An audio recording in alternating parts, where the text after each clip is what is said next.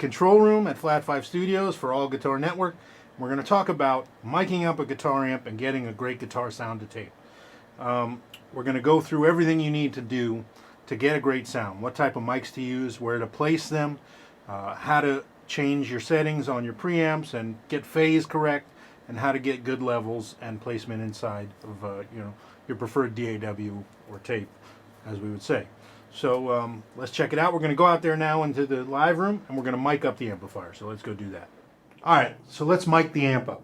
Got my trusty Morgan JS12, Josh Smith signature amp, pick one up today. And anyways, it's got a single 12-inch speaker here. My go-to recipe is always to have two microphones. A vintage Shure 57 style. So in this case, I have a vintage Shure Unidyne 3, which is my favorite guitar microphone. You can find these on eBay all day long for $100. Anyways, I like to go center of the cone. So I get a flashlight so that I can see through the grill cloth. And I put this directly dead center, almost touching the grill cloth, barely little gap, right in the middle of the cone of the speaker. Now I know everybody says, oh, go away from the cone, angle it, this and that. I prefer it dead on because I want the information and the ability to take it away. So if you cut those highs off right here at the mic, you can't get them back.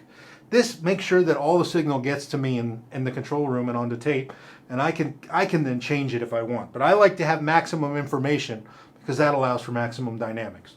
All right, so we've got our 57. We place it dead on, center of the cone, and then we add a ribbon microphone to that recipe. I'm using a Mesinovich ribbon mic. You can use a Royer or many other mics. Everybody uses Royer, but now the important thing when you use two mics is phase. Phase is the distance in time between how long it takes the sound to reach the actual element of the microphone. So every microphone is different, and you end up with, different, it hits the sound at this one way before the next one, they're going to be out of phase. So you need to plan for that. Now the 57 element is down below the cap here, right in the middle where the cap meets the body. So you need to put the ribbon, the center of the ribbon, at the same spot as where the 57 element is. So it's very important to line that up. Then also with the ribbon, to line it up vertically so that the middle of the cone is in the middle of the ribbon. This is how you run out of phase issues, and you cancel that out. Now, of course, you can always correct for that in the studio as well, but if you get it right here, you're always going to get the best sound. So this is my formula for miking up an amplifier. This is normally what you hear anytime you've heard me record it, is most likely these two amps, and then I add room mics sometimes to taste. Okay, so we've mic'd up our amp. We've got a 57, we've got a Mesinovich ribbon mic, we've got a Mesinovich stereo room mic. Let's hear how you get a great sound now here in the control room, what you do. So all four of those mics, 4 channels, are going to my Trident Series 70 console with those preamps. And we're bypassing EQ at first because you need to be able to get a great sound with no EQ. I'm always trying to position the mics correctly and get a great sound with nothing in the way. No EQ, I'm not taking away anything, adding anything. If you get a great sound that way, you're ahead of the game. Then you can do anything you want to it once you have it down on tape. So let's bring the mics up one by one, and I'll show you what I look for when I'm getting my tone and when I'm checking for phase and those type of things.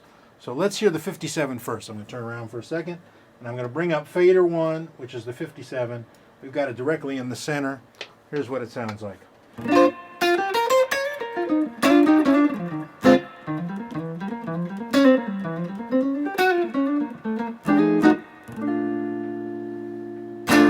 All right, so that's just the Shure Unidyne mic. Now I'll bring up the ribbon. Now it's important when you bring up your second mic that you have them both panned to the same spot, dead center. That way you'll hear phase. So here as I bring up the ribbon to equal volume of the 57, you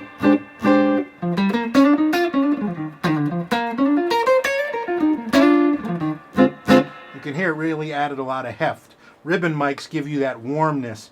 They have a syrupy sound to them almost. That's why people love them, because they roll off the top. Now the Mesinovich actually has a really nice top, which is the reason I use it, because it still gives you that warmth and that comforty blanket feel without really sacrificing the top end. Now these mics are in phase, I can tell already, because of the way we placed them out there and the way they sound now. But check it out. If I flip the phase here at the console on the ribbon microphone,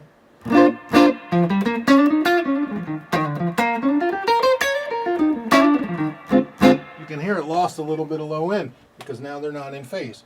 So here, if I flip it again, now you get correct phase. Now I can go ahead and pan them off left and right. So let's put the 57 on the left, the dynamic, and the ribbon on the right, and you really hear the separation of the 2 amps.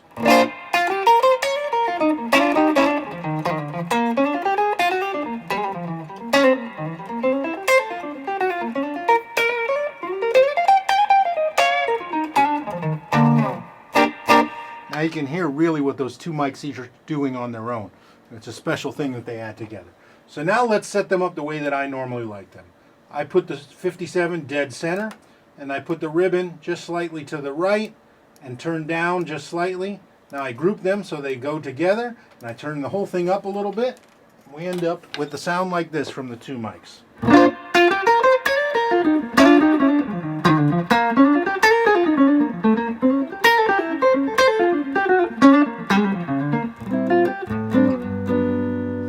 Now that's really representative of what it sounds like out there in that room.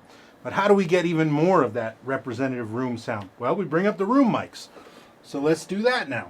I'm going to bring up just the left side of the room mic right now, which is panned over there. And here's what it sounds like.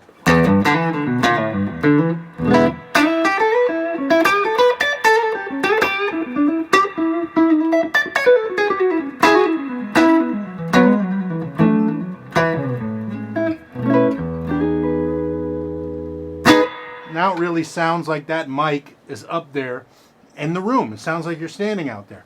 Let's bring up the right room mic.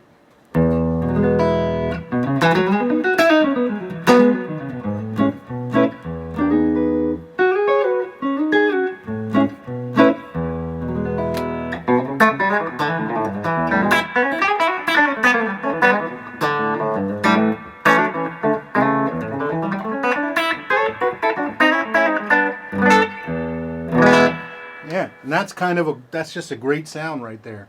You can almost accomplish anything with that.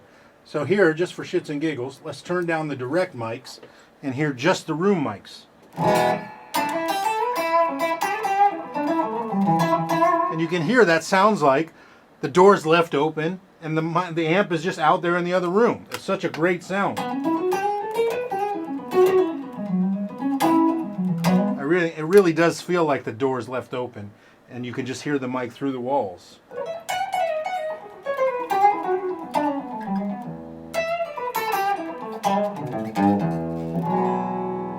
So when you put all that together, you end up with, here's my preferred sound, kind of like this.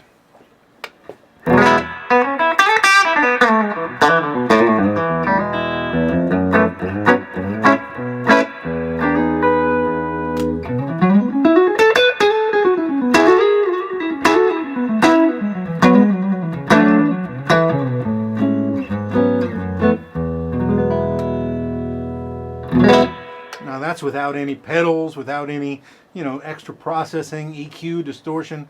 That's just a great natural guitar sound. And if you can get that sound and the fundamentals behind getting that sound, you'll be able to get any sound you need. So that's kind of the way that I approach miking a guitar amp and getting the sounds that are necessary. Now, depending on the parts and the song and the work that I'm doing, I will modify. Maybe it needs to be more room guitar. Maybe sometimes it'll be all room guitar for a certain part. Maybe sometimes it'll be only the 57 if I have to play really funky stuff and I don't want too much low end. But this formula lets me cover all bases and gives me a really, really dynamic and natural sound that I can then change. I can then go into the EQs on the preamp if I want and get very, very bright or very, very dark sounds or very mid-rangey sounds. But when you mic the amp this way and approach it with this, technique, you can kind of cover all the bases, and that's what you're looking to do when you're in the studio, especially if you're working for someone else and not just doing your own thing. If you need to do a job, this is a way to approach that. So hope this helped. Thanks. Josh Smith, All Guitar Network.